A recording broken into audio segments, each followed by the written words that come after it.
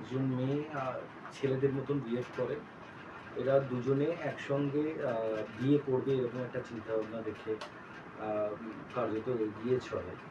তো এটাকে ওই বলতে পারেন যে ওই সমলিঙ্গক লিঙ্গের একটা বিবাহ এরকম একটা কিছু।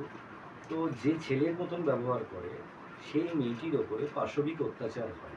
কারণ হচ্ছে কি যে দুটি মেয়েই একসাথে ঘর ছেড়ে ফেলেছিল। একটি মেয়ে তার মধ্যে যে মেয়েদের মতনই ব্যবহার করে সে কিছু গহনা নিয়ে এসেছিল, সেই গহনাগুলো পরবর্তীকালে পুলিশের দ্বারা রিকভারি হয়, কিন্তু প্রথমে খুঁজে বার করা হয় হচ্ছে ওই মানে যে মেয়ে ছেলের মতন ব্যবহার করা হয় খুঁজে বার করা হয় ওই মেয়েটির বাড়ির তরফ থেকে। দুটি তো মেয়ে, একটি হচ্ছে রিয়া আর একজন অপোজিটে আরেকজন রয়েছে। রিয়াকে যখন ধরা হয়, ধরার পরে অকথ্যভাবে তাকে মারা হয়, মারধর করা হয়, আর পরবর্তীকালে রিয়াও একটি মামলা করে, পুলিশের কাছে মামলা রুজু করে, করার পরে 354 সেকশনে মামলা হয়, কারণ তারা বায়োলজিক্যালি দুজনেই মেয়ে। তো এই ঘটনাটা এই নৈহাটিতে এই ঘটনাটা ঘটেছে।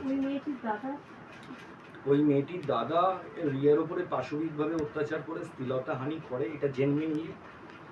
পরবর্তীকালে তারা এখন বেলে আছে। এখন কেসটা তোলার জন্য এই রিয়ার ওপরে ভীষণভাবে প্রেসারাইজড করা হচ্ছে। একটি মেয়ে একটা ওয়েটারে কাজ করে, একটি রেস্টুরেন্টে সামান্য কিছু মাইনে পায়, সেখানে সেই মেয়েটি এখন ডিপ্রেশনে চলে যাচ্ছে।